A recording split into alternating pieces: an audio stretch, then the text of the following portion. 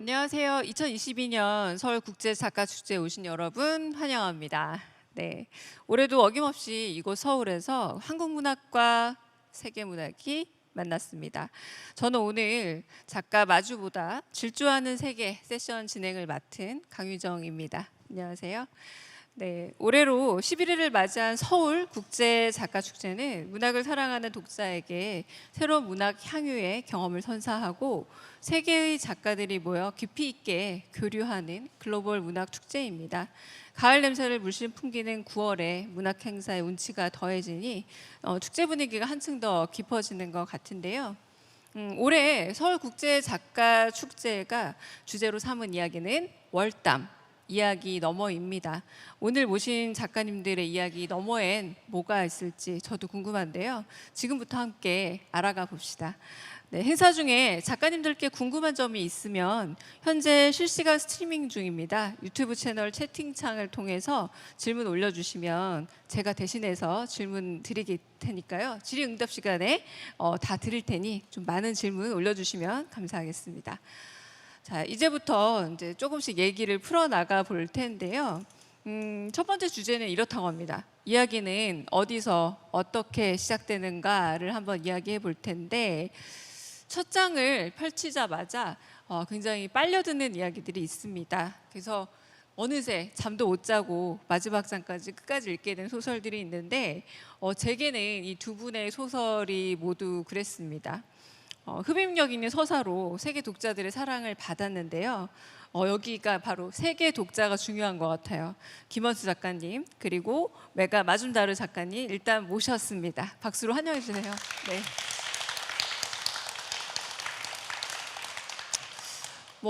질주하는 이야기라는 이 제목이 참 어울리는 두 작가분들이 아닐까 싶어요. 이야기의 속도가 워낙에 이제 빠르다 보니까 놓치지 않기 위해서 책을 꼭 붙들고 저도 읽었는데요. 본격적인 대화 앞서서 궁금하기도 하고 긴장도 풀 겸 오늘 작가 축제 참여하신 소감 한번 들어봤으면 싶은데요. 먼저 김원수 작가님. 네. 예, 반갑습니다. 저는 그 진해라는 그 시골에 살고 있어요. 근데 뭐 코로나 전에는 한 번씩 서울에 올라오기도 했는데 한 3년 그냥 계속 시골에 살다가 요번에 처음 올라왔나 봐요. 서울에도 아주 오랜만에 오고. 그래서 굉장히 뭐랄까 좀 어리둥절한 느낌? 그런 느낌입니다. 감사합니다. 네. 네, 서울국제작가축제인데 김원수 작가님도 서울에 오시니 어리둥절하답니다. 네, 우리 마준다르 작가님. I'm really honored to be here. It's such a dream that my book, which was a private document that I worked on for so long, has a public life. And not only a public life in the place where I live, which is New York, or the place where I grew up, which is India, but a public life in a place that I'd never been to, which is Seoul in South Korea. So the fact that this document made its way around the world to this new place feels like a dream. I'm very, very honored to be here. Thank you so much for inviting me here. 두 분 말씀 들으니까 정말 그럴듯 것 같아요. 내 책을 내가 잘 몰랐던 사람들이 그 나라 언어로 읽고 있다라는 건 굉장히 색다른 기분일 것 같다라는 생각이 드는데 두 분의 이야기가 워낙에 생동감 있는 이야기다 보니 이런 질문이 좀 떠오릅니다.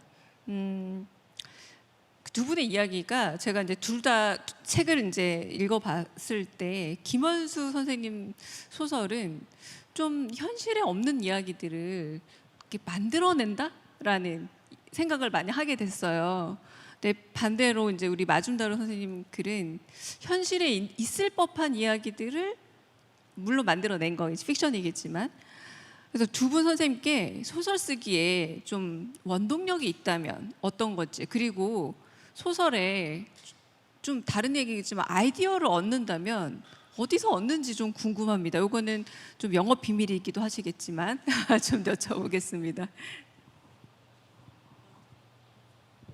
I can start. So, my book, which is called A Burning, it's a novel, and it's about 3 characters in contemporary India who chase big ambitions. One wants to rise into the middle class, one wants to be a politician and gain some political power, and the third wants to be a movie star. And the way in which I came to this idea was, you know, I was living in New York. I was observing the rise of the right wing in India, the rise of these ideologies which are really filled with hatred and which seek to determine who can live in a country, who belongs in a country, who can have dignity in a particular society. And I was thinking about, well, how do people live in such a context with big dreams? How do they live with joy? How do they live with humor? And I wanted to write a story which would ask that question. But it felt like a really big question. And so I came to the 3 characters in the book as a way of breaking down the big question into these 3 questions which these 3 characters could ask for me. And I will say that, you know, I feel that fiction is a way of asking questions that you are obsessed with. So I feel that everyone in this room probably has something that you care very deeply about, something you can't stop thinking about, something, perhaps an issue in the world that worries you, that stays on your mind, whether it's something like climate change or politics in your country or, you know, housing inequality or whatever the issue is, or it could be something much more personal like family relationships or your work life, or it could be something that is at the intersection of a sort of global systemic issue and something that is very intimate and personal. So I feel that if you think about that question and you think about, well, what can I do now that I have that question in my mind? How can I express it? Then perhaps you'll find your way to fiction in that way as well.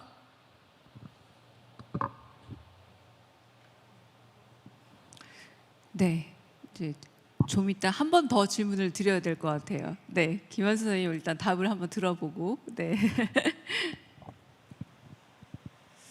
제가 17살 때부터 글 쓰기 시작했는데 저한테 소설을 가르쳐준 선생님께서는 그런 말씀을 하셨어요. 소설을 쓰지 말고 소설을 살아라. 그 말이 무슨 말인지 한 10년 정도 이해를 못했어요. 소설가한테 소설을 쓰지 말라니, 소설을 쓰지 않는다는 말은 무슨 말이고 소설을 산다는 말은 무슨 말인가. 소설을 쓴다는 것은 언어적 작용이죠. 언어적 작용은 생각의 산물이라는 것. 마치 생각이라는 것은 여행 계획 같아요. 여행 계획은 아무리 신이 나고 아무리 많은 생각을 하고 아무리 많은 계획을 잡아도 아무리 환상적이고 그래도 실제가 아니죠. 근데 막상 여행지에 떨어져 보면 여행 계획과 여행은 좀 달라요. 비행기는 15시간 탔지, 뭐 모기도 많지, 배도 고프지, 막 환상적으로 놀려고 했는데 실제로는 지치고 별로 환상적이지도 않고. 우리가 살아야 될 세상은 여행의 세상이지 여행 계획의 세상이 아니라는 거죠. 근데 소설가는 언어를 매만지기 때문에 그리고 소설가가 들어가려는 세계는 실제 세계가 아니기 때문에 정말로 자기가 쓰려는 세상을 산다는 게 어려워요. 얼마 전에 기억 남을 만한 꿈이 있으면은, 그 전에 기억에 남을 만한 꿈은 하마로, 제가 꿈속에 하마였던 기억인데, 꿈속에서 내가 깨어났는데 내가 보니까 내가 하마야. 그런데 내가 하마라는 사실이 이상하지 않은 거죠. 꿈은 원래 이렇잖아요. 얼마 전에 내가 깨어났던 가장 충격적이고 기억에 남을 만한 꿈은 제가 늑대인 거죠. 침뇨 수림 사이에서 어떤 오두막과 사람들을 보고 있는 거죠. 내가 늑대야? 꿈속에서 약간 놀라서, 꿈속에서 나는 늑대고 내가 늑대임이 이상하지 않다는 거죠, 보면. 말이 길어졌는데, 소설은 체험을 하는 것이고 우리가 이해할 수 있는 것은 관념의 덩어리가 아니라 체험을 할 때만 진정으로 그토록 복잡한 것을 이해할 수 있고, 체험을 했을 때만 가치 있는 어떤 걸 쓸 수 있고 전해줄 수 있는 거죠. 소설을 쓰는 원동력이 무엇인가, 소설 쓰는 아이디어가 무엇인가 잘 모르겠어요. 그 앞에서 여행 계획을 짜는 단계에서의 모든 아이디어, 모든 관념들, 모든 글쓰기의 비법들, 이런 것들은 무용한 게 아닌가. 사과에 대해서 어떤 생각을 해야지 사과를 쓸 수 있겠어요? 그냥 사과를 한번 먹어보는 게 낫다는 거죠. 작가는 소설을 쓰는 게 어려운 게 아니라 소설 안으로 들어가는 게 어려워요. 소설 속에 들어가서 내가 정말로 살인자가 되고 내가 정말로 하마가 되고 내가 정말로 늑대가 된 느낌이 들었을 때, 우리는 여행을 갔다 왔기 때문에 쓸 수가 있는 거죠. 내가 체험을 해도 언어라는 건 굉장히 불충분한 도구 때문에 써지지 않아요. 언어는 정말로 맛을 전달하기에 굉장한 한계가 있죠. 하지만 내가 여행하지 않은 곳을 쓰는 것은 작가에게도 독자에게도 굉장히 공허한 일이라는 거죠. 그래서 저는 독자들에게 자주 하는 말로 밑줄을 긋지 마세요라고 말해요. 책은 밑줄을 그으려고 하는 게 아니라 내가 어린 왕자를 읽으면서 어린 왕자가 되기 위해서 읽는 거죠. 도스토옙스키의 죄와벌을 읽으면서 정말로 그 할머니의 돈을 훔칠 것인가 말 것인가 정말로 살인자가 되기 위해서, 그래서 잠시 내가 도둑이 되고 살인자가 되었던 체험을 하고 난 다음에 나는 체험하기 전과 다르죠. 내가 하마였던 나와 늑대였던 나와 여자였던 나와 어떤 존재를 밖에서 논리적으로 이해하기 때문에 그 사람을 이해할 수 있는 게 아니라 내가 체험했기 때문에. 내가 중학교 2학년 때 도둑질을 하다가 경찰서에 잡혀가서 엄청 맞은 적이 있어요. 엄청 맞고 풀려났죠. 그때 도둑질이라는 것들이 이토록 모욕적이고 많은 사람에게 상처를 주며 우리 부모님 마음을 아프게 하고 나의 존엄을 깎아먹는다는 것을 그냥 그날 반나절 동안 배운 것 같아요. 훔치다가 잡혀서 경찰서 가서 쳐맞고 집에 오는 거죠. 이것을 책을 읽어서 체험을 하면은 우리가 이 교양과 교육을 통해서 자신을 바꿀 만한 강렬하고 섬세한 것들을 할 수 있을까요? 어렵죠. 하지만 체험은 매우 풍요롭고 매우 복잡하며 매우 강렬하죠. 그래서 우리가 읽은 지식이라든가 정보는 공간적으로 시간적으로 한정되어 있기 때문에 문학이라는 것들은 체험을 통해서 자기를, 독서를 통해서 그 인물이 되고 그 인물이 되어서 보다 많은 세계로 확장돼 나가는 거라고 생각을 해요. 질문에 대한 답을 하면 원동력이건 아이디어건 별로 안 중요해요. 들어가기만 하면 되죠. 근데 잘 안 들어가져요. 한 10년에 한 2번밖에 안 들어가져요. 예, 그렇습니다. 네, 그 영업 비밀을 잘 안 가르쳐 주시네요. 네, 이번에는 좀 메가 마줌다르에게 좀 질문을 또 드리겠습니다. 그 버닝, 콜카타의 세 사람. 저한테 사실은 캘커타라는 지명이 더 익숙했어요. 한국인들에게는 캘커타가 더 익숙하지 않을까 싶어요. 이제 콜카타가 캘커타로 저희한테 익숙한데요. 열차 테러 사건으로 시작을 합니다. 근데 저는 읽으면서 이 버닝이라는 불태우는 거잖아요. 이 불태우는 거는 워낙에 다양한 문학 작품에서 계층 간 대립 같은 이야기를 등장하기도 하지만 제 눈을 끈 건 여하튼 소셜 미디어를 통해서 그래서 검거가 되기도 하고 또 그 수감된 여성들이 매일 들여다보는 끝도 나지 않는 연속극 드라마 제목들이 너무 흥미로웠어요. 그래서 이런 미디어를 통해서 사실 열차 테러 사건도 보도가 되잖아요. 열차 테러 사건이 미디어를 통해서 또 되고, 그래서 이런 열차 테러 사건으로 시작하기도 했는데 미디어에 대한 저는 메가 마준다르의 생각도 굉장히 좀 궁금했습니다. 이 미디어가 영향을 어떻게 미친다고 생각을 하셔서 페이스북이라고 좀 딱 짚기도 하셨지만 이제 그 부분에 대한 생각도 좀 궁금하고 왜 열차 테러 사건으로 시작하는지에 대한 질문도 좀 드리고 싶습니다. I love this question from a film critic. When I was working on this book, I was thinking about the range of traditional media as well as social media. Traditional media, newspapers, TV, the character that I was interested in is somebody who works really hard but is not able to gather the resources that she needs when she's confronted with the might of the state. She feels that she's not getting justice within the court system. And the only way for such a person to get attention drawn to the injustice that they are facing is to appeal to traditional media, to take that case out of the court system into the halls of public opinion. So that's what she tried to do. And on the other hand, I was also thinking about social media because in India there is a huge population which has been accessing the internet for the first time over the past decade or so. And there are people who are gaining access to the internet because of more affordable phone plans. People have phones that are quite affordable and cheap in India. And there's this huge section of the country which is coming online for the first time and engaging in social media. And for so long, social media has had this sheen of being an instrument of free expression. You can say anything you want. You can make jokes.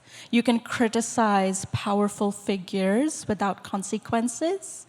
But I wanted this character who is coming up in life, who is moving up from having lived in poverty and ascending to the middle class. I wanted this character to see how a person with vulnerabilities finds that those vulnerabilities carry over into the space of the internet. The internet is not a space where you can speak without consequences, as this character finds out. So I was very interested in that spectrum of media in India. And you asked about trains. Well, one of the things I'll say is that with your previous question, where you asked how a novel or a story begins, I talked about having a question, right? Having an idea. But another place where I think fiction can begin is an image that you are obsessed with and that won't let you go. And one of those images for me was a train. I have always loved trains. When I was a kid, we would take these long overnight train journeys to go on vacations. And I've always loved the temporary society that springs up on a train. You know, you have people sharing their food and snacks. You come to learn so much about a complete stranger's family, where they're going. And for those, 12 or 14 hours or however long you're on the train, there is such closeness and intimacy in that temporary society. And I've always loved that. And so to me, it felt like an attack on that place was especially painful. It was an attack on a very meaningful kind of public space for me. So that's why I spoke about the train. 네, 그러니까 공적인 공간이라고 이제 말씀하신 것처럼 이 콜카타의 세 사람에서 이제 느끼신 부분들이 사실은 이제 뉴욕에서 생활하시고 그리고 미국 생활 되게 오래 하시고 계신데 그럼에도 불구하고 이제 작품에는 인도 사회에서 경험하셨던 혹은 인도 사회에서 볼 수 있는 사회적 모순들이 많이 등장하고 있는 것 같습니다. 네, 이런 인도의 특수성이지만 그러나 그게 전 세계에 결국은 보편적 문제점과 다 있다고 생각하시는지, 그래서 어떻게 그런 것들이 소설에 반영되었다고 생각하시는지, 아니면 그냥 이건 좀 인도만의 문제다라고 생각하시는지, 좀 그런 부분이 좀 궁금하기도 합니다. 네.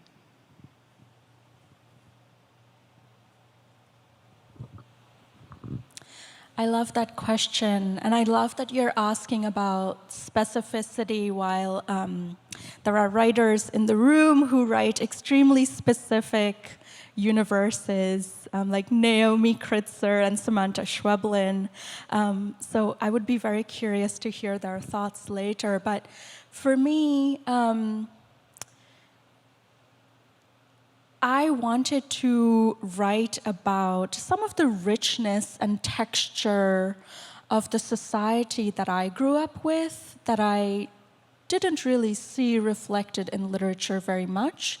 And part of that is the humor that people live with in hard places, the ingenuity and inventiveness that people bring to hard situations, especially when you live in a place where the systems and institutions don't always serve you.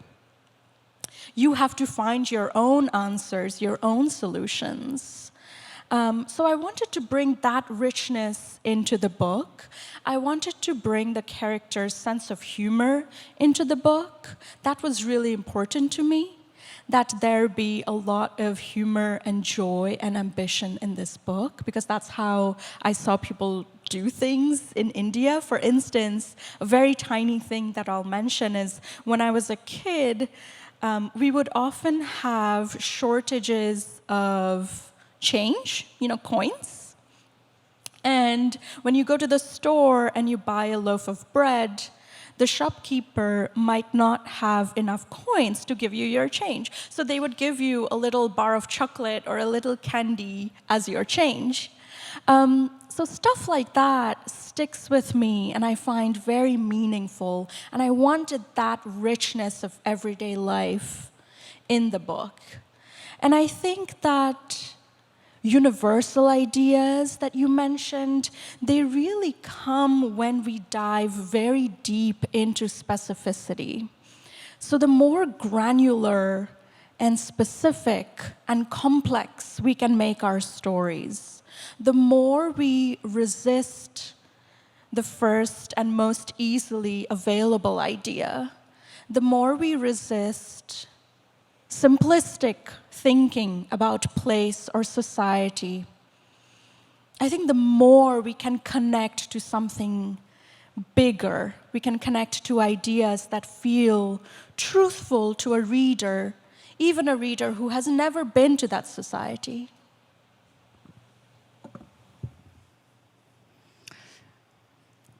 열정적인 대답 감사합니다.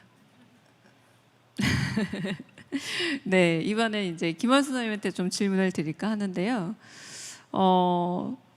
김원수 작가님의 소설은 이제 아까 제가 왜 소설 쓰는 원동력과 아이디어를 여쭤봤냐면, 저는 한국 문학 안에서 굉장히 독보적인 하나의 장르가 됐다고 좀 생각을 합니다. 왜냐하면 김원수 작가님 스타일로, 그리고 김원수 작가님처럼 어떤 아이디어로 이렇게 밀어붙여서 하나의 세계를 만드는 작가분들이 좀 드문 듯해요, 한국 문학 안에서는.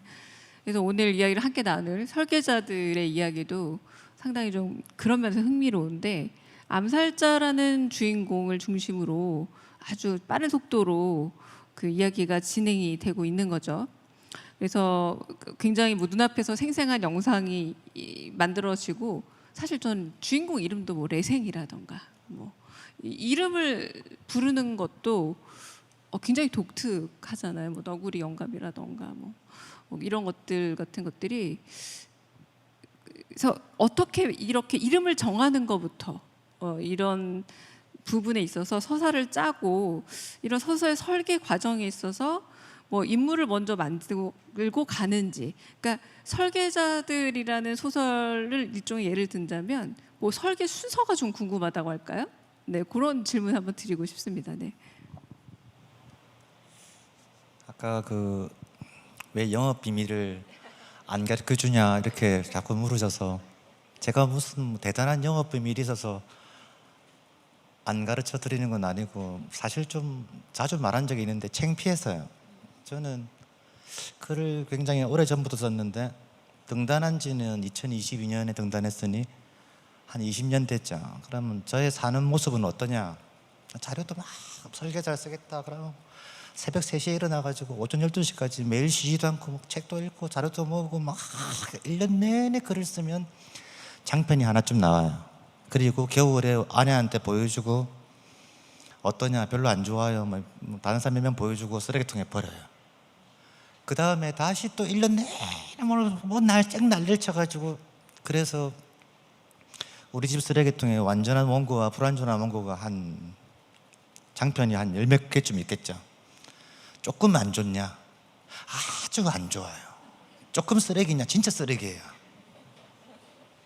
그래서 하고 있는데 어느 날 문득, 아까 말하면 들어가지는 것은 왜 들어가지는지 모른다는 거죠. 설계자는 사실은 제가 3년, 5년, 4년 내내 구상하고 준비했던 자료들은 설계하는 사람들 이야기였어요. 막 암살을 설계하고 막 디자인하고 이런 사람이었는데, 그 소설은 2번 쓰고 다 쓰레기통에 있죠. 그리고 이 소설은 여러분이 저기 있는 저 소설은 연재를 냈는데 77일 딱 썼어요. 매일 3시부터 9시까지 77일. 캐비닛은 저희 첫 번째 장편은 17일 썼어요. 제가 가장 궁금한 것은 이 문제예요. 왜 인내는 쓰고 뭐 그 열매는 달다는 둥, 뭐 노력은 뭐 배신하지 않는다는 둥, 다 개소리예요. 개소리. 굉장히 많은 노력을 하고 정성을 기울인 모든 것들은 전부 다 쓰레기통에 있다는 거예요. 그리고 터지는 것은, 나는 설계자를 구상했는데 소설은 암살자로 나온다든가, 리얼리즘 소설을 쓰고 있는데 캐비닛 같은 판타지가 나온다든가. 그래서 제가 쭉 고민해서 내린 결론이 아까 제일 처음에 말씀드렸던 저의 가장 중요한 진실이자 영업 비밀이죠. 우리 모두 생각의 세계에 살고 있고 여행 계획을 짜면서 살고 있다는 거죠. 여행 계획은 아무리 많이 짜봐야 여행이 아니라는 거죠. 여행 계획도 중요하고 여행 계획이 있어야 효율적인 여행을 할 수 있으니까. 하지만 정말로 삶을 살거나 정말로 진정한 글을 쓰거나 책을 읽는 행위는 여행을 하는 행위지, 진짜로 사과를 먹고 진짜로 체험하는 행위지, 생각, 언어, 관념의 세계가 아니라는 거죠. 뭐 대화를 하다 보니 갈 수 없이 그렇게 말하는 거지만은, 그런데 우리는 이런 대화와 이런 책들과 이런 교육을 통해서 정말로 이 순간에 일어나는 진짜 육체와 진짜 냄새를 잊고 있다는 거죠. 붓다는 이런 말을 했어요. 물방울 하나에도 온 우주의 진리가 들어있다고. 그러니까 진정한 진짜 체험 하나에는 우리가 알고 있는 모든 종류의 철학과 가치와 이런 것들이 사실은 함축되어 있는 거죠. 우리는 평양냉면의 맛을 보는 데 집중하지 않고 평양냉면의 맛에 대한 논문을 읽으려고 집중을 하고 있는 거죠. 나이를 먹어갈수록. 나는 왜 20년 내내 소설들을 써서 쓰레기통에 집어넣었냐? 그 소설은 관념의 세계라는 거죠. 방구석에 앉아가지고 맨날 여행 계획을 짜고 있는 거죠. 그러다가 이따가 가끔 어떻게 잘못 전문적인 용어로 아다리 걸려가지고 그냥 어영부영 어디 들어가는 거죠. 꿈을 꾸듯이. 꿈을 꾸듯이 들어가. 이게 뭐야 이거? 이게 뭐지? 그리고 그 책만 저는 소설로 나왔고 20년 동안 장편은 3권밖에 안 되는군요. 나왔고 나머지는 다 쓰레기통에 있습니다. 그러니까 이 중원부분을 요약하면 저는 너무 오랫동안 아니면 우리 모두 관념에 새겨 살고 있다는 거죠. 다 자기를 규정하고 세상을 규정하고. 근데 실제는 조금 다르게 움직이는 것 같아요. 우리가 알고 있는 것보다 훨씬 복잡하고 훨씬 진실하죠. 그래서 요즘에는 좀 관념을 걷어내고 소설 속으로 직접 들어가는 방법에 대해서 주로 고민 중입니다. 영업 비밀이라면 근데 그 말도 생각보다 쉽진 않아요. 왜냐하면 경험해 보지 않은 세계로 직접 체험해 보는 것, 소위 말하는 이제 간접 체험이죠. 그 가령 마줌다루께서 집안처럼 감옥에 들어가 보셨을 리가 없으니까. 그리고 우리 연수 쌤도 레생처럼 살인 청부를 해보셨을 리는 없을 테니까 아주 심플하게 말하자면 아마 들으시는 분들 중에 아주 그냥 얇게 이해한다면 그 진짜 체험을 해보는 걸 소설로 써본다라는 말이 아주 어렵게 들릴 수 있겠다라는 생각이 든다라는 겁니다. 굉장히 네. 간단하게 말하기에는 난해한 질문인데 두 가지로 말해본다면 우리가 여행을 하고 있는 가운데 보통 대부분 사람들은 자기 고향을 처음 떠나서 외국에 처음 갔을 때 공항에서 떨어져 가지고 숙소로 가는 그 하루를 초 단위로 기억을 해요. 근데 우리 보통 저번 주에 뭐 했는지 모르잖아요. 왜 첫 외국 여행을 갔을 때 그 하루를 초 단위로 기억하고 있을까? 그 광경을 살고 있기 때문에 그래요. 그런데 보통 사람들은 어떠냐면 여행지에서 생각을 해요. 생각을 하면은 냄새를 맡고 있잖아요. 자세히 보세요. 여행지에서 여행 계획을 지키고 감정 생각이 들끓어오른 상태에서는 체험을 하고 있잖아요. 우리는 실제 지금 이 삶을 살고 있는데도 불구하고 머릿속에서 끝없이 많은 관념들과 싸우고 있어요. 그래서 실제 정보들이 넘쳐나는데 집에 돌아가면 오늘 뭐 했는지 생각이 나지 않아요. 아주 특별한 날 콘서트를 갔다거나 아니면 로마에 갔다거나 에펠탑 아래 있었다거나 그때만 우리는 비로소 모공을 열고 그 하루를 냄새를 맡아요. 무슨 말이냐면 우리는 어제 했던 생각, 그제 했던 생각, 그제 했던 생각, 그 생각을 계속 하느라고 현재를 정확히 살지를 않아요. 이게 우리가 기본적인 사는 모습이고 굉장히 많은 명상가들이 깨어있으라라고 말할 때 저는 깨어있는데 뭘 더 깨어라는 말인가 할 때 우리가 생각에 빠져있고 이 현실에 안 깨어있는 거죠. 실제로는 이렇게 살고 있고 동일한 측면에서 소설도 현실과 똑같은 거죠. 여행 계획을 계속 하면은 생각을 떠나가지고 우리가 살아왔던 모든 경험들이 뭉쳐져 가지고 정말로 현실 같은 꿈을 꿔요.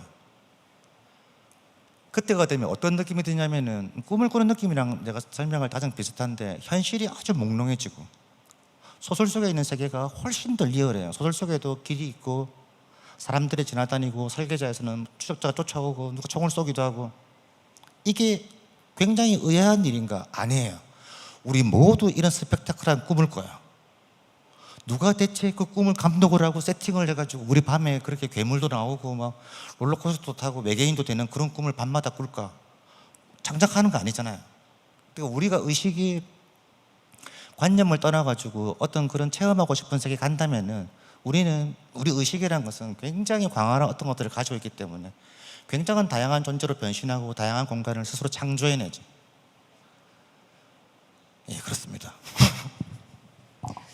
네, 마줌다루께서도 하시고 싶은 말 있으면 언제든 저한테 그냥 말씀하시면 제가 기회를 드릴게요.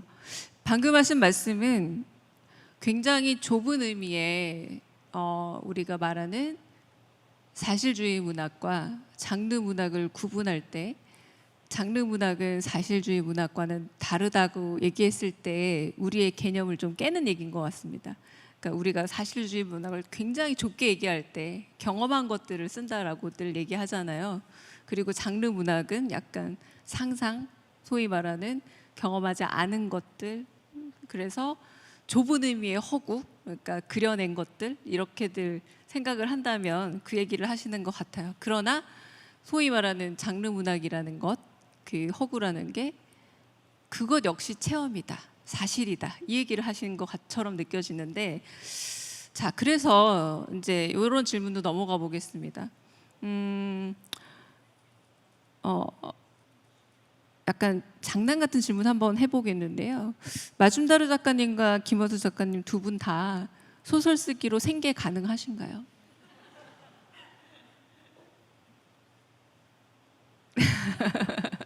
Am I in the hot seat for this one? While I was writing the novel, I worked as an editor. So I worked in publishing for a long time. And I wrote a burning in the hour or 45 minutes that I had before going into the office. And that was my writing time. And I recently left the editing job, and I now teach, which is a little more conducive to writing, I think. We'll see, I've just started teaching. But I'm glad you're asking, because I think, the question of how do you make a living as a writer is often kind of shrouded in mist. And it can be quite discouraging to writers who are starting out and writers who wonder how they can make it happen when they don't come from family wealth. So I appreciate your asking that. If I can add one more thing, Mr. Kim, your thoughts on the heart versus mind, or idea versus feeling, that binary is very interesting, and it's making me think about how the space between the two, where a lot of fiction lives, you can really kind of close that gap by turning it into a craft question. So you are right that so much of fiction is about, the question, how did it feel? It's not necessarily what happened, but it's tell me how it felt. And the way in which I think a fiction writer can access that question and enter that space is by being very attentive to the truth of feelings, as you were pointing out, but also attending to craft, because conveying those complex emotions to a reader can so often be about things like pacing and character and language, and how does your plot work, what kind of register does your novel occupy. So I wonder if paying attention to language and craft is a way to kind of resolve that binary. Just something that you've given me to think about, so I appreciate that.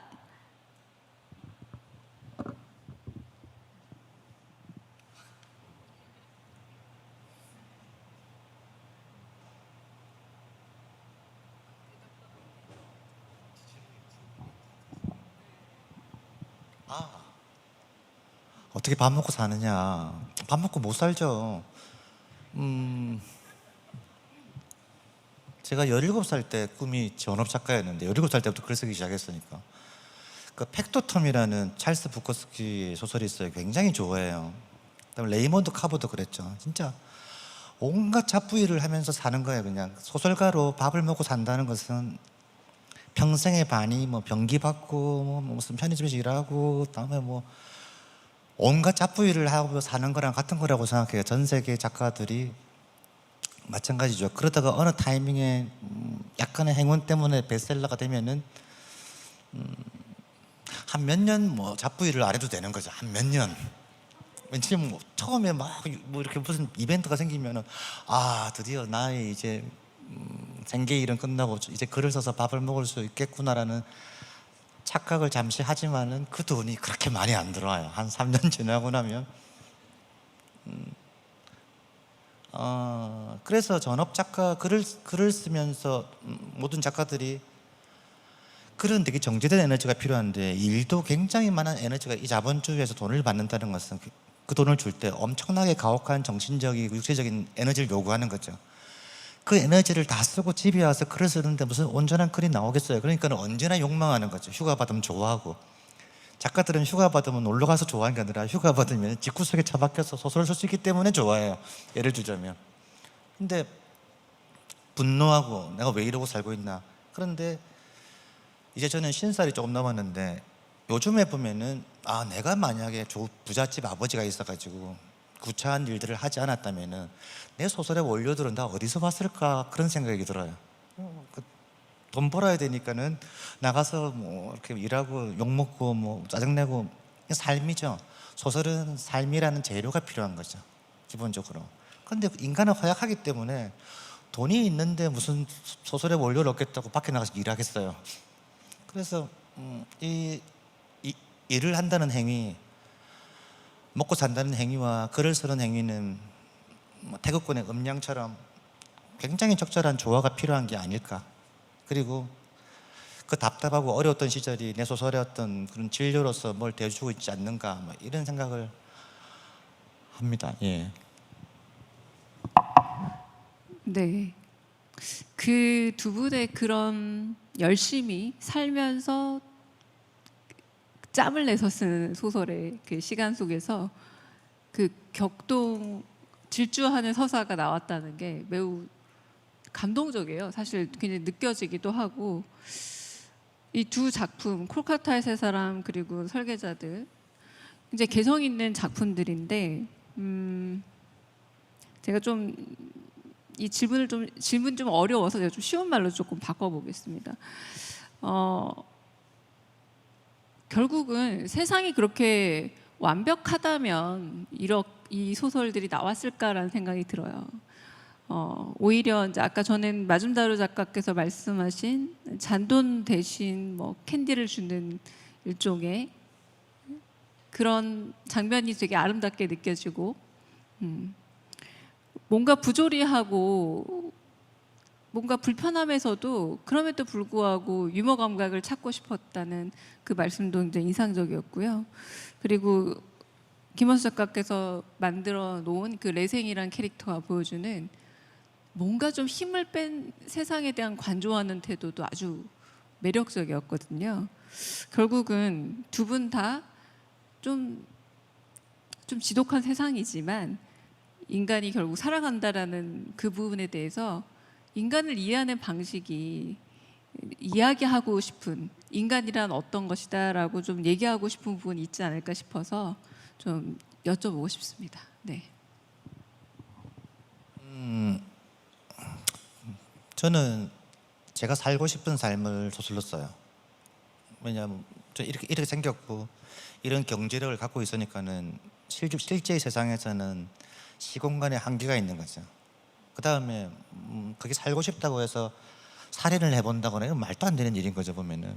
그래서 실제 살인자의 삶을 소설을 써보는 거죠. 왜냐하면 제가 어릴 때는 분노에 있었고 이 분노가 어디까지 갈 수 있는지 궁금하고 자신을 혐오하고 세상을 혐오하는 한 청년은 도대체 이 세상을 어떻게 살아야 되는가 이것을 압축적으로 체험해보고 싶은 거죠.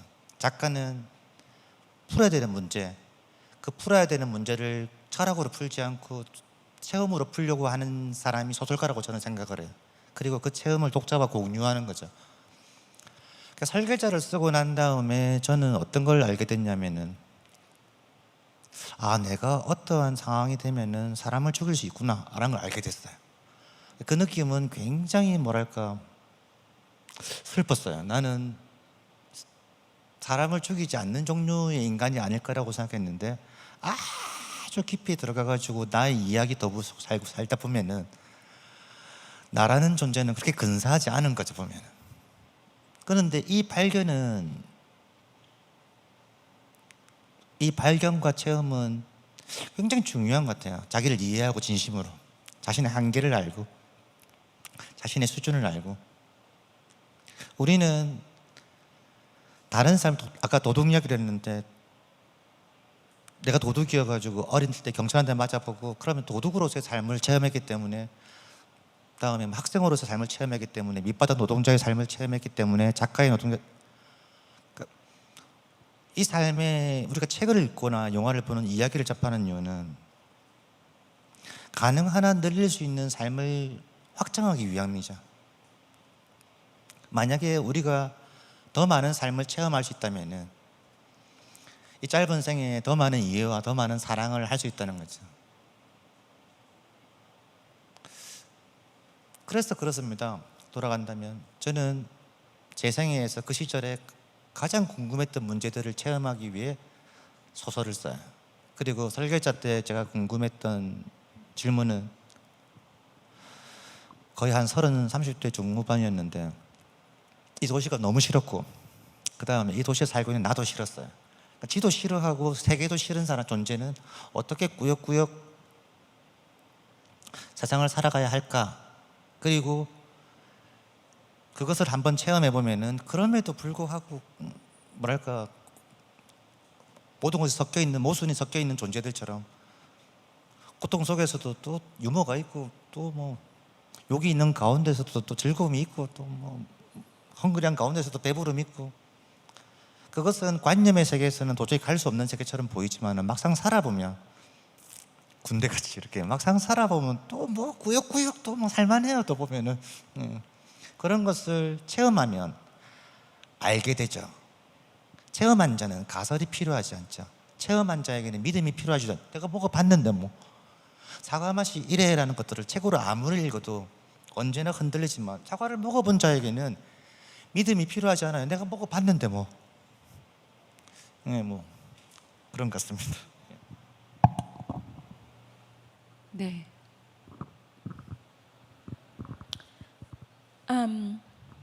I think I was very interested in questions of how do we find our moral center?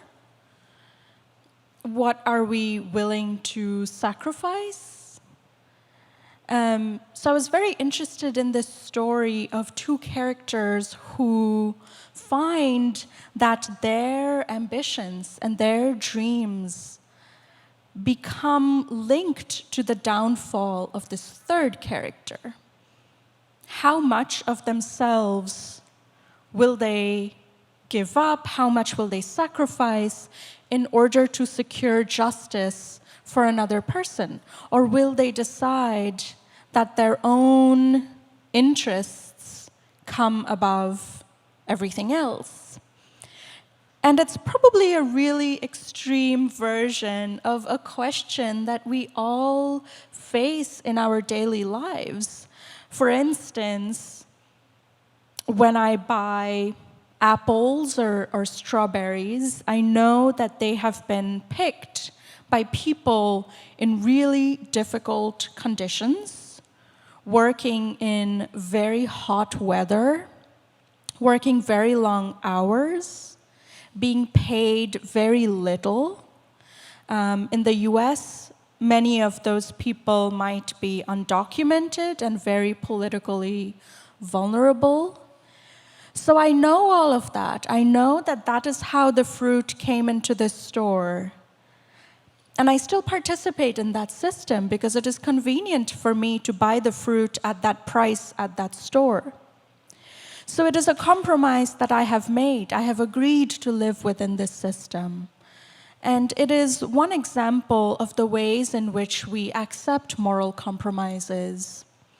And I think those questions will become more and more grave, especially as climate change becomes more and more present and immediately present in all of our lives. And the questions that we then face about, for instance, migrations from the most vulnerable places in the world to relatively more affluent and secure places. You know, who will we decide to be when the circumstances of our lives are not comfortable and not convenient? What will we be happy to give up? And what will we decide is not worth it? So, you know, we have these ideas of who we want to be, but how will we act when we are in that situation? That was part of what I was thinking about related to, you know, the grand question of the human condition. But taking one step back from that and thinking about writing literature, I think there is something really beautiful in trying to make something which will outlive you. Hopefully, people will read it in the future. I mean, maybe they'll forget it and it will all be for naught. But,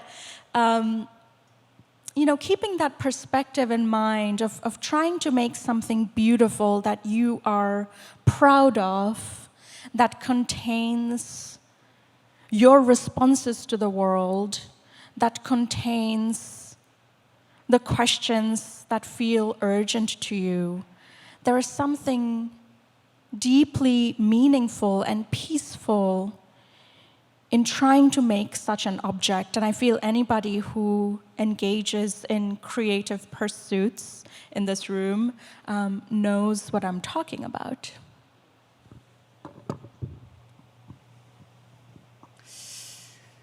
네, 혹시 다음에 쓰시는 혹은 지금 쓰시고 있는 작품과 연관되는 얘기가 아닐까 혹시 짐작을 해도 되는 건지 모르겠어요.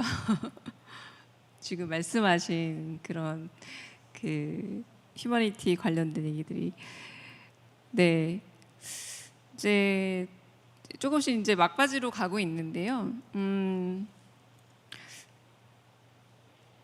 두 분께 이제 사실은 대중에게 많은 사랑을 받은 이미 작가분들입니다. 두 분 다.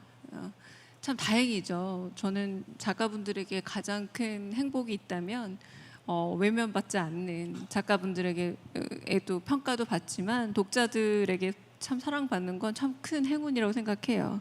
자, 그럼에도 불구하고 기다리고 있는 미래의 독자가 있다면 어떻게 좀 이해되고 싶은 부분이 있는지, 기다리고 있는 미래의 독자, 미래의 대중 모습이 있다면 어떤 독자의 모습이 있는지 좀 궁금합니다. 네, 요게 마지막 질문이고, 마지막은 이제 좀 대중에게서 온 유튜브 참여자에게서 온 질문이 있다면 그걸로 이제 가름하겠습니다. 기다리고 있는 독자의 모습이 있나요? 네, 어떤 분이라도 네. When I write, the reader I have in mind is probably just me. And in that space of play, I only have one rule, which is don't be boring. And so I seek to write with the complexity that is appealing to me. I seek to get at the layers which lie underneath the first sentence you might write. Or at least for me, you know, when I first start writing a draft of a book, I might find that the sentences are kind of up here, and the truth of what I want to say is really over here. So it takes, you know, many, many drafts to kind of chip away at each word, each sentence, and understand what is the core of what I'm trying to say here. And you can apply that to a whole book. And then in terms of readers, you know, a book for me is an instrument with which you can think. So I feel most pleased if my book helps someone think with greater richness, greater complexity, greater detail, if it pushes someone to think just a little bit harder about something in their own neighborhood, an instance of injustice or moral crisis in their own society and community and family. I think if a book can stay with you after you've closed the cover and you find that you think about it as you are going about your daily life, and it has become this little tool that you have in your toolkit of responses to the world, then that's really successful and really beautiful.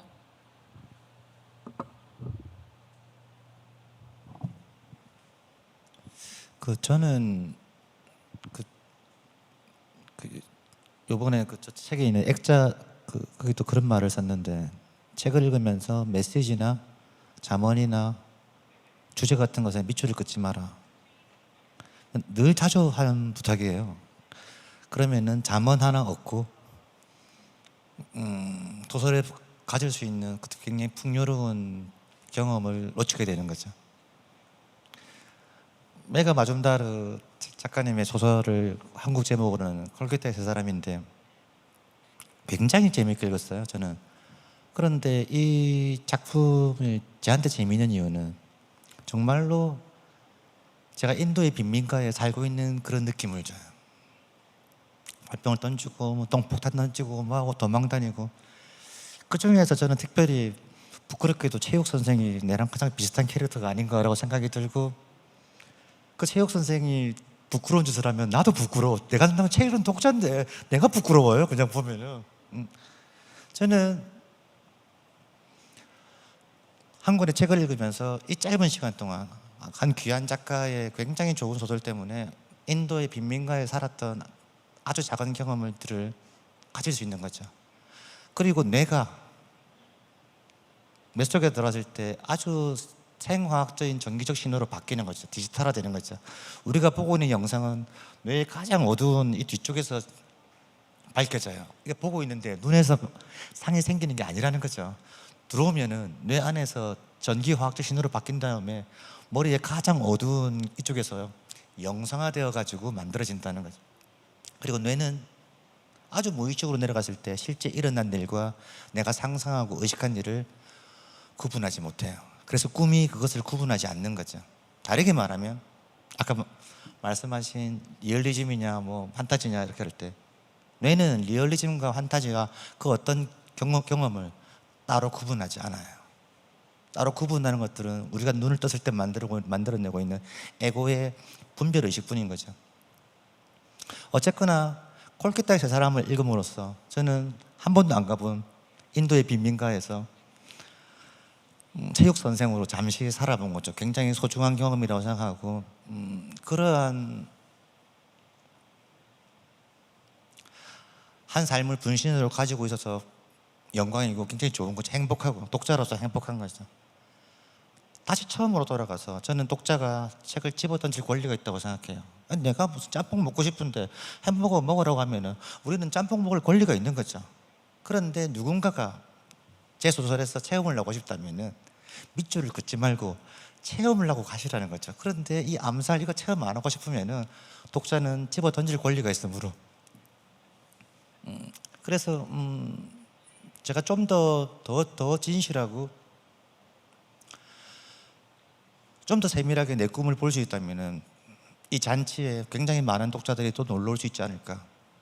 제가 많은 독자들이 놀러 오지 못하는 것은 내 꿈이 협소하고 내 꿈이 이기적이고 내 꿈이 편협하기 때문에 굉장히 많은 독자들이 불편해하거나 달리 말하면 내 꿈이 너무 평이롭고 아무런 새로움도 없고 낯설지도 않기 때문에 이게 놀아봐야 재미없겠네 뭐 이런 이유들이겠죠.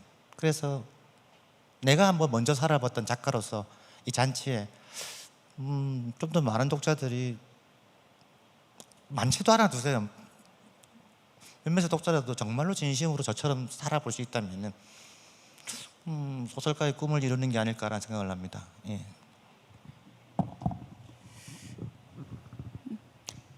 Can I say thank you to Mr. Kim for the very generous words. Thank you for your very careful and thoughtful read. I really appreciate it. 김원수 작가가 밑줄 긋지 말랬다라고 이제 또 메모하죠. 이제 메모하고 김원수 왈 메모 이제 또 기억하고 잠언으로 우리 또 이제 기록하죠. 네, 그 독자의 습관이기도 합니다. 그죠? 그래서 이제 또 김원수 꼭 써야 되거든요. 그거 누가 한 말인지 기억해야 되고 이제 독자분들께서 지금 참가하신 분들께서 이제 스트리밍에 많이 올려주신 질문 중에 공통 질문 하나 있었어요. 조금 요즘에 많이 들어보셨을 만한 질문이기도 한데 한번 여쭤보겠습니다. 사실 제가 영화 평론도 하고 문학 평론도 하고 제가 많이 듣는 질문이기도 해서 한번 여쭤보겠는데 이를테면 이민준 작가의 파친코 같은 경우에 뭐 오바마가 휴가 갈 때 책도 읽고 했으나 여튼 애플 TV에서 드라마 되고 나서 훨씬 더 많이 화제가 되고 세계적으로 주목을 더 받는 건 뭐 부인하기 힘들다는 거죠. 그러니까 뭐 OTT를 비롯해서 이렇게 좀 훨씬 더 영화 이상으로 좀 온라인 스트리밍 서비스가 더 일반화되다 보니 이 서사의 중심이 영상 콘텐츠로 조금 더 무게가 중심이 실려가는 것 같은데 제가 알기로 김원수 선생님 이 설계자들 같은 경우는 영상 쪽의 판권이 이렇게 판매된 걸로 알고 있는데 맞죠? 네. 그리고 이 버닝도 판매가 됐나요? 영상 쪽에 드라마나 혹은 영화? There are talks about a show, yes. 네, 그러니까 아마 분명히 그럴 것 같아요. 왜냐하면 서사가 굉장히 강한 작품들이라. 이제 그럴 때 어떻게 생각하시는지 이 흐름들.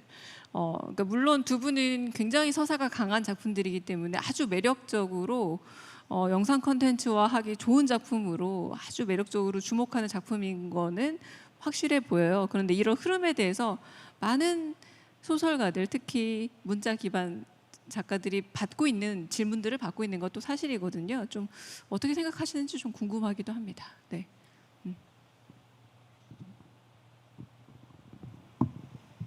그 요즘에 이야기 대기근 시대라고 하죠. 무슨 말이냐면 우리 어릴 때는 텔레비가 2개였다가 SBS가 나와서 3개가 됐어요.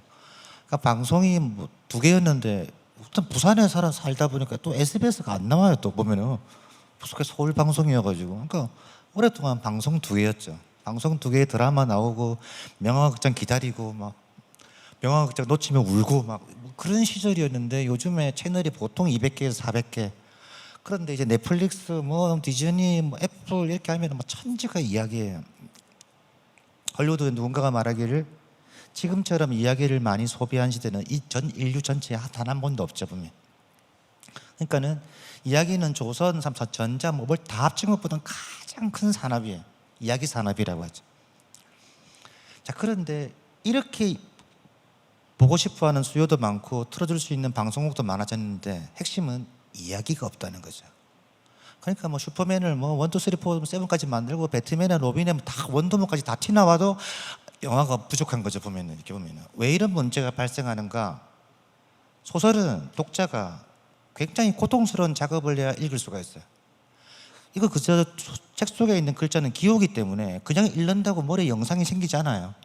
독자는 소설을 읽으려면 지가 이미지도 만들고 캐스팅도 하고 음악도 집어넣고 뭐 공기도 집어넣고 이렇게 해야 소설이 머릿속에 진행되는 거죠. 이 작업 때문에 소설은 문학의 독자가 문학의 창작자로 바뀌는 선순환이 진행이 돼요.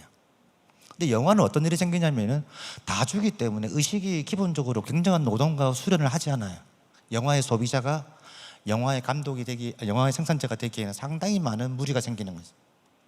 그래서 저는 더 훌륭한 배우를 만들기 위해서 연극이 더 활성화될 거라고 믿고 있는 것처럼 이야기의 대기근 시대가 돌아갈수록 로버트 맥킨이 이런 말을 했어요. 왜 문학이 활성화될 것인가? 아마 자본 때문일 것이다. 왜냐하면 인간은 돈을 벌고 싶고 유명해지고 싶은데 유명해지려고 하면 할 수 없이 문학이 필요해지고 쭈쭈쭈쭈 해가지고 문학은 더 강력하게 절실하게 필요하다는 거죠. 그리고 실제로 그래요. 왜냐하면 전 세계 모든 제작자들이 강력한 컨텐츠를 가진 이야기를 찾고 있기 때문인 거죠. 그래서 저는 소설이 이야기 산업과 문학이 굉장히 초라해 보이지만은 이 화려한 그 멀티미디어 산업의 코어로서 굉장히 더더욱 정교해지고 더더욱 열심히 숭고하게 번성할 거라고 생각을 해요. 네, 그렇습니다.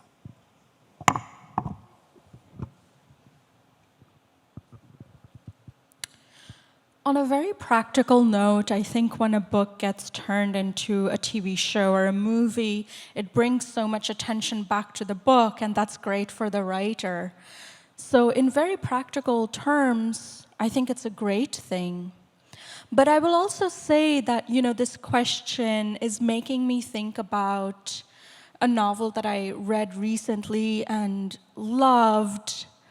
It's called The Swimmers. It's by the writer Julie Otsuka. And it does things that I think are so particular to literature. And I feel that it would be very hard to access the interiority and the achievements of that book on screen. So there are things that a book can do that film and TV cannot. And it is really important to preserve space for that engagement. But I do think that some of the good things that we can learn from this, rising trend of turning books into TV show and movies, part of the question we can ask is, why are people so drawn to TV?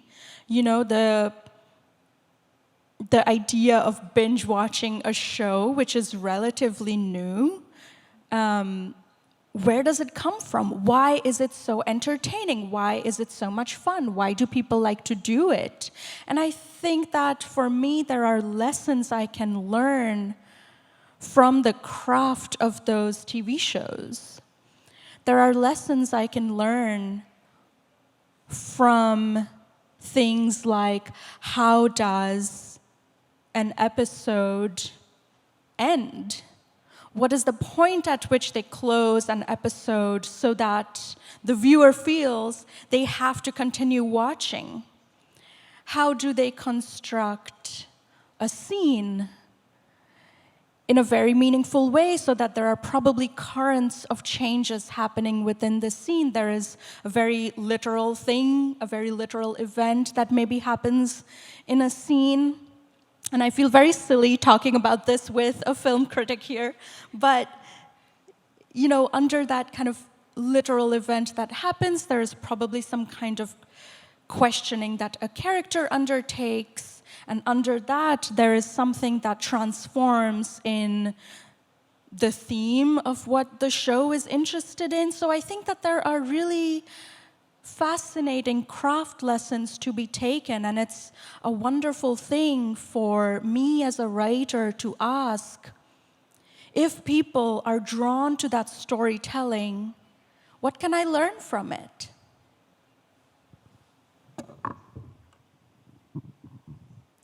네, 두 분의 대답이 좀 완전히 다르기도 하고 또 완전히 같기도 한 부분도 있는데 너무 저한테는 흥미로웠습니다. 일단 저한테는 굉장히 소득이 많은 질문이라서 매우 감사하고요.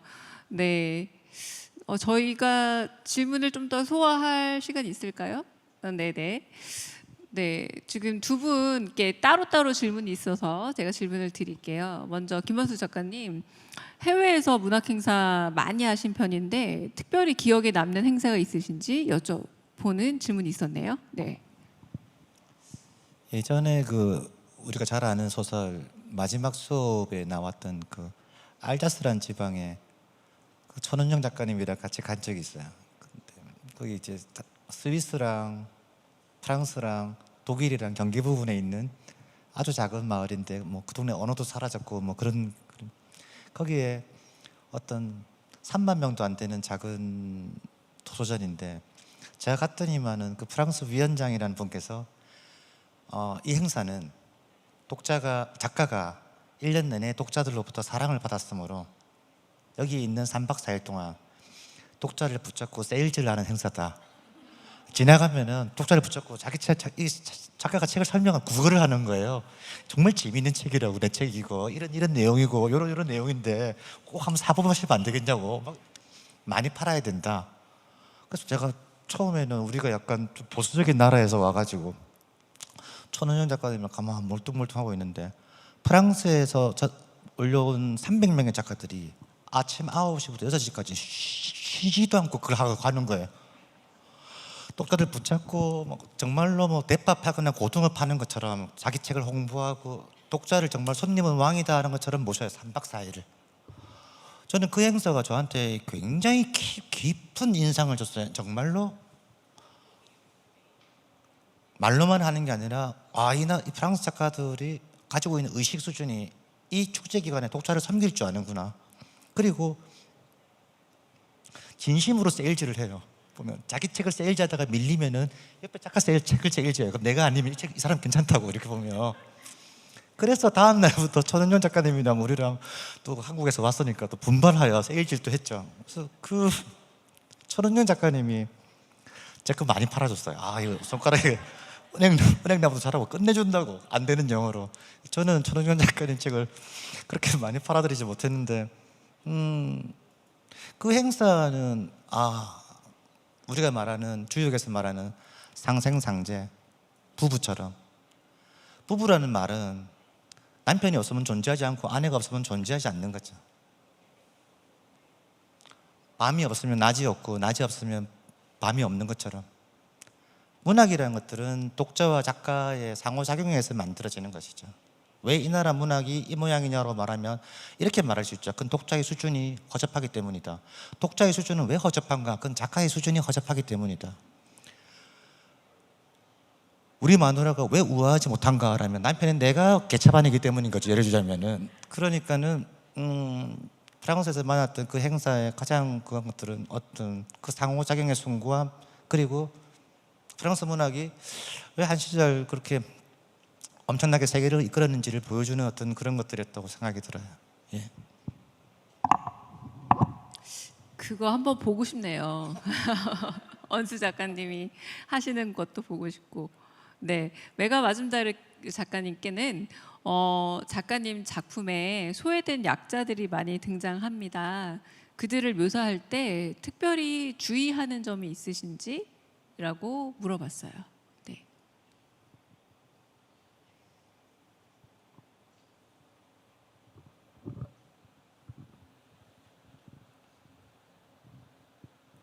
I think I was taking care to portray characters who are not only one thing.